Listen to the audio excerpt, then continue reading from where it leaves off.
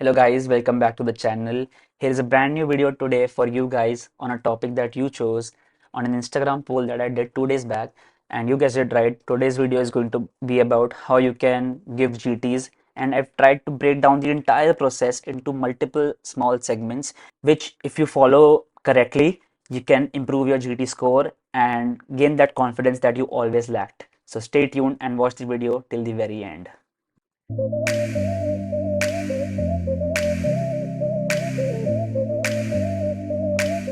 Your name is Rahul, and you've just started your internship, or you've probably just started preparing for your upcoming NEET PG or your INICET.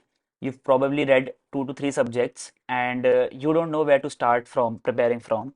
You've solved a few QBank modules from your favorite app, and you've still not given your first GT even, or you're probably scared to give your upcoming GT. You think that you don't have time to give a GT right now. You think that you haven't read enough subjects to give a GT right now.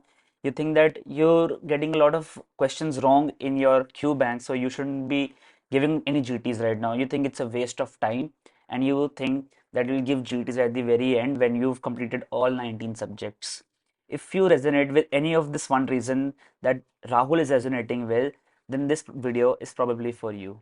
Okay, so let's first get the basics out of the box right away. First of all, why do you need to give GTs? This is stupid question because we obviously know that we need to give GTs because we need a complete simulation of the exam where we can sit down for 3.5 hours and solve all 19 subjects together in one place. You can't get this experience while solving QBank modules, while doing a TND, or while just reading your notes. This exercise of giving a GT will help you recognize your weak subject and your strong subject so that you can work upon the weaker subjects as your revision proceeds ahead. The second important question is, when is the best time to start giving GTs? And the answer is simple. It's right now.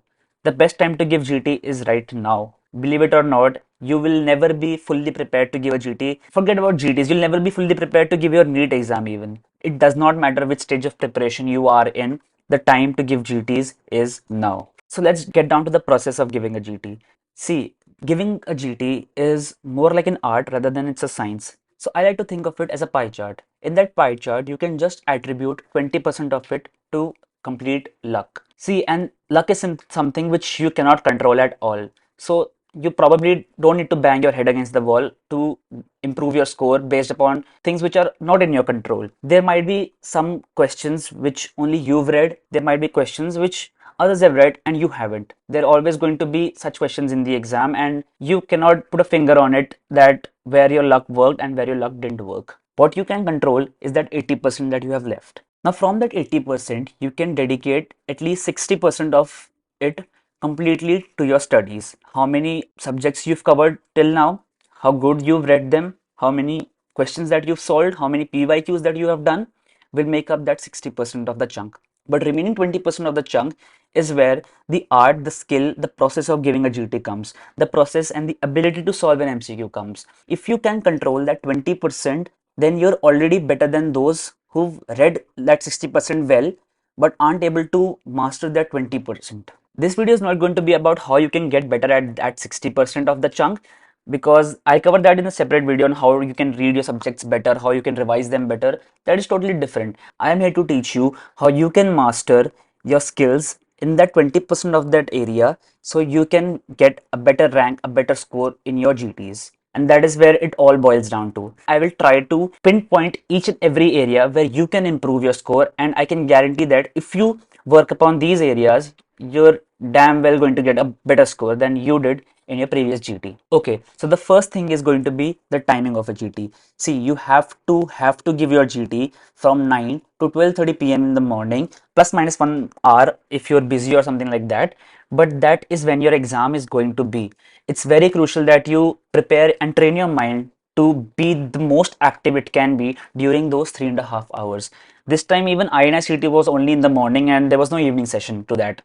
So you need to be mentally prepared for that time. See, you might be a night owl or you might be an early riser, but it does not matter. Your exam is going to be at that time only. So you have to train your brain to work the best during those hours. Second, plan a GT every month. Fix a date every month and write it in your calendar or mark it up on your phone. Set a reminder so that you give a GT on a particular fixed date, plus minus 1 or 2 days if you have a duty that day or if you're going out with your friends that day, because you will be better prepared for a GT when you know when you are going to give a GT, and it'll take away the fear of an approaching deadline of an approaching exam.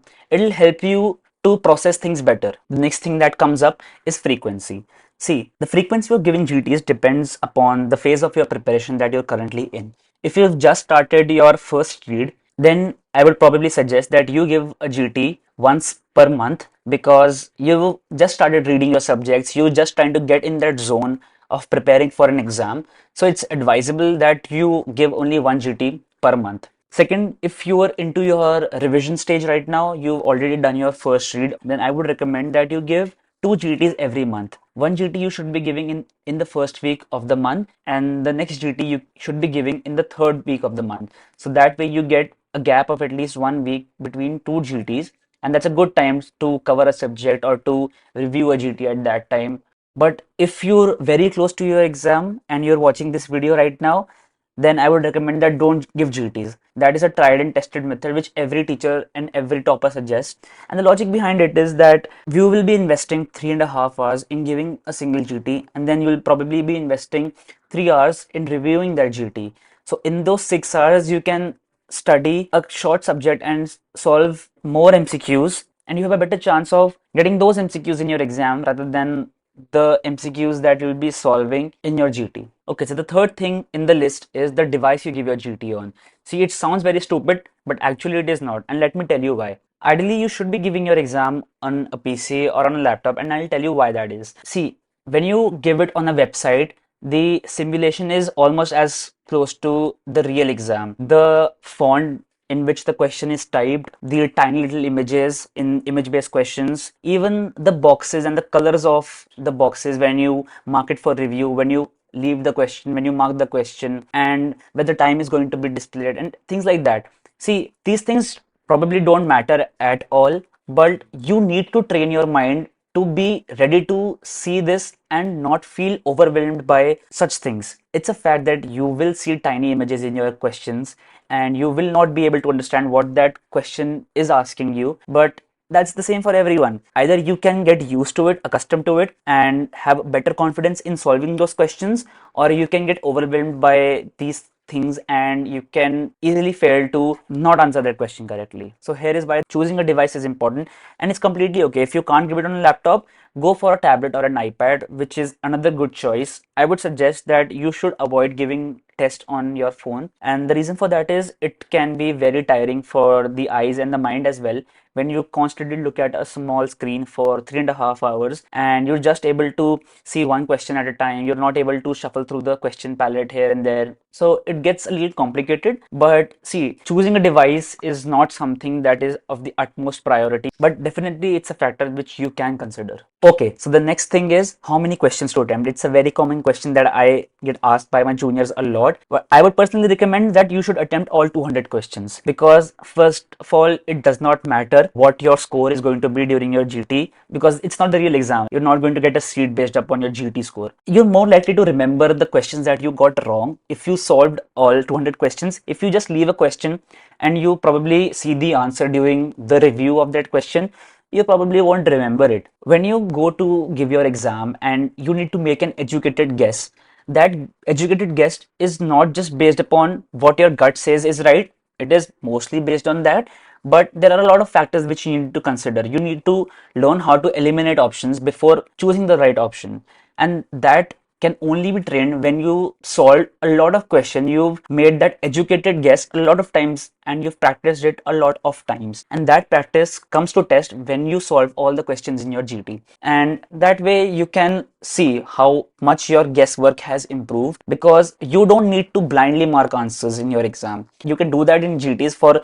questions you don't know. For example, letrozole half life, उसके ना तुम तुक्का मार सकते हो यार, उसके ना educated guess की जरूरत नहीं है. But there are a lot of other questions where you need to make an educated guess, and the number of those questions will be deciding your rank ultimately. पूरा INICET is based पे होता है यार. Like if I talk about this year's INICET, there were 200 questions, and let me tell you, there were around 120 to 130 questions which you could solve using your knowledge, but the rest of the 70 questions were totally based upon an educated guess that you were going to make. And जिनके वो educated guess correct हुए, those are the people who got a rank in INICET, and that is a fact. Okay, so the next thing is place. It's very simple. You just need to sit in a quiet room where there are least distractions. You can keep a bottle of water with you because that is also permitted in the exam, but that is all. One thing I would also recommend is that you can frequently change places where you give your GTs. For me, कभी कभी मैं अपने घर पे देता था, कभी कभी मैं अपने हॉस्टल में देता था, कभी कभी अपने लाइब्रेरी में देता था, घर के अंदर भी डिफरेंट डिफरेंट रूम्स पे देता था.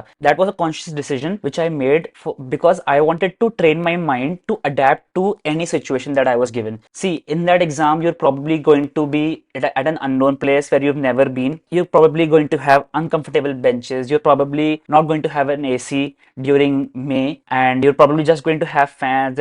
There's going to be a lot of congestion in that entire computer lab. Things like that can easily happen with anyone, but these things should not hamper your exam giving strategy. So it is very important that your brain is ready to adapt to change suddenly, because you don't know what your conditions are going to be during that exam time. So you need to be ready for that, and for that you can use these tips. Okay, so the last most important thing which comes is how to manage your time while giving a GT. So this is where I would like to quote Dr. Zainab ma'am. She has given a very good strategy which is 65 65 70.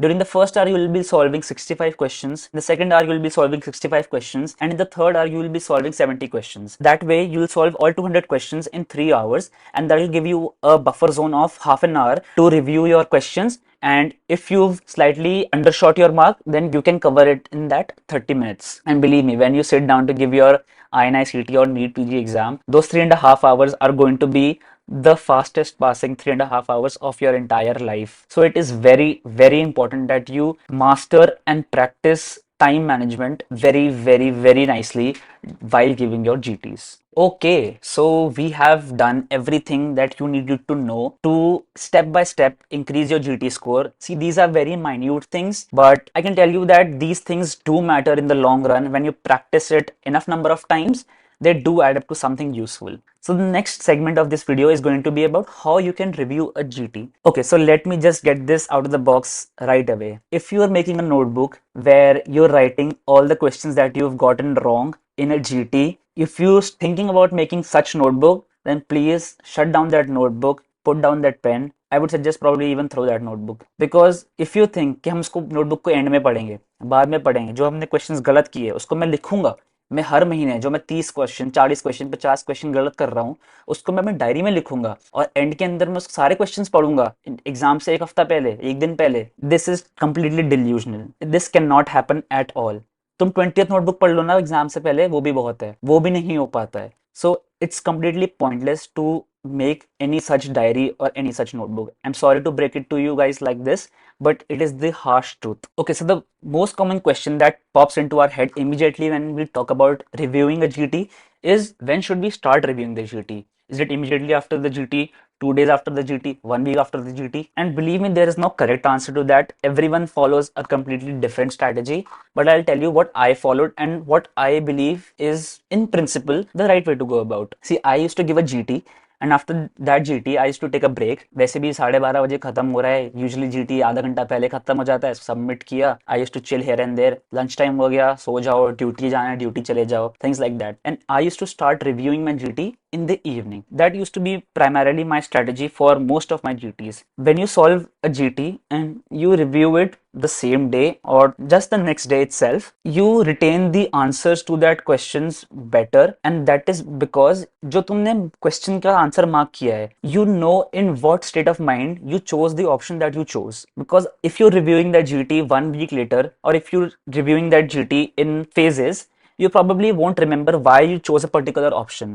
Sometimes I did that strategy with myself and I really used to think about कि यार मैंने ये option कैसे mark कर दिया, ये तो इतना बेसिक क्वेश्चन था, इसमें मैंने गलत कैसे मार्क कर दिया ये वाला. And these things keep on happening, so you need to be in that frame of mind to actually think about and actually introspect about that question. So you should ideally review your GT the same day or probably the next day, but I would suggest that you don't postpone it after that. But if you're someone who finds reviewing GTs a very heavy task, then what you can do is you can review 10 questions per day, and that is how you can probably finish your reviewing by the end of your 1 week. That is also another strategy which you can go upon. Now let's break down the process of reviewing a GT. See, when you review a GT, it is pointless to review all 200 questions at once, and frankly speaking, you don't need that at all. What you should do is first choose a filter and select the wrong questions first. So if you're in your revision stage and giving your GTs during that time, you can start from wrong question number 1 to the last question, and you can review your GT like that. But if you're in your first read phase and giving GTs, I would suggest that you go a step further and first select the subjects that you've actually read. See, for example, I've read medicine, surgery, obs-gynae, pediatrics, radio, pharma. I've read only 6 subjects. I've not read the remaining subjects. So I'll filter down the wrong questions first. I'll see how many wrong questions were there in total.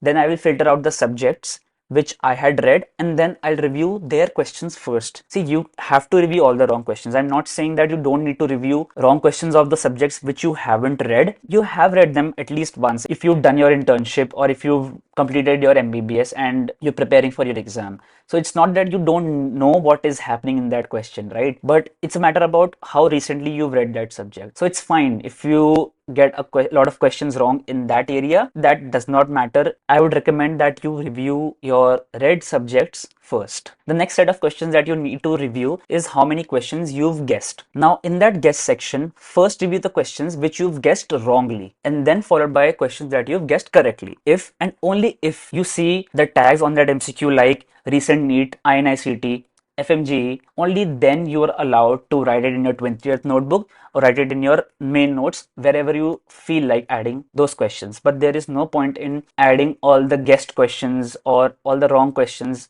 in your notes, because that is just going to bulk up your notes. They're already bulked up. How much thicker do you want your notes to be? Don't waste your time in reviewing the correct questions. See, they were correct questions. You know why you chose that option and you got them correct. Hooray. But you don't need to spend time flipping through these questions and reading all the explanations and reading everything over and over again. Even if you were confused between 2 options and you chose the correct option, that's fine. You got that question correct, right? And if you had doubts, you would have marked it in the guessed section, right? So there's no point in reviewing all the correct questions that you get. It's just a waste of time. Just go ahead, review the wrong questions and get done with your 1 GT. Now, what is the process of reviewing each and every question? See, when you click on a question that you got wrong, here's what is going to happen. They'll tell you which option you marked. They'll tell you which option was correct. Then they'll give you the tags if it was a recent update or if it came into the recent exams. And next, there's going to be an explanation. And that explanation is probably around 2 pages or 1 page if that is a fact-based question, but there'll always be a question with an explanation of 3 to 4 pages. They'll probably add pearls here and there, and what you will do as an amateur is that you will read every line of that explanation religiously. You'll probably try to even memorize that explanation. That is not how it works. Let me tell you, you won't remember all that information because that is not important at all. It is the job of an app to do that. That is why you've purchased that app. What your job as a student is, you just register what the correct answer was and you only read the first few lines of that explanation where you understand why your option was wrong and not why their option was correct. That is the most important thing. You should know why you were wrong, because the entire art of solving an MCQ is by the process of elimination. You chose to eliminate the correct answer, but that was wrong, right? And you need to know why you eliminated that correct answer in the first place. So there is no point in reading the entire explanation or the pearls related to that. See, if it's an important topic where you know it has been a repeat question multiple times, it has been a previous year question, it is an important topic, or it is a topic which you're weak in, then it's advisable that you read the pearls related to that or the additional information related to that question. But otherwise, don't waste your time reading all of that in one go, because that is just going to burden up and pile up in your reviewing questions. You've got around 50 to 60 odd questions that you need to review, man. How much long is it going to take you if you read 3 pages related to every question? So it's not possible. So here it is. This is how you give a GT. This is how you review it. All the preparation that goes into giving GT, all the things that need to be in place when you give a GT, and the way you review a GT. See, I'm telling you these things because I believe that there needs to be a system in place when you give your GTs. It is not a mere exercise for you just so you can practice questions.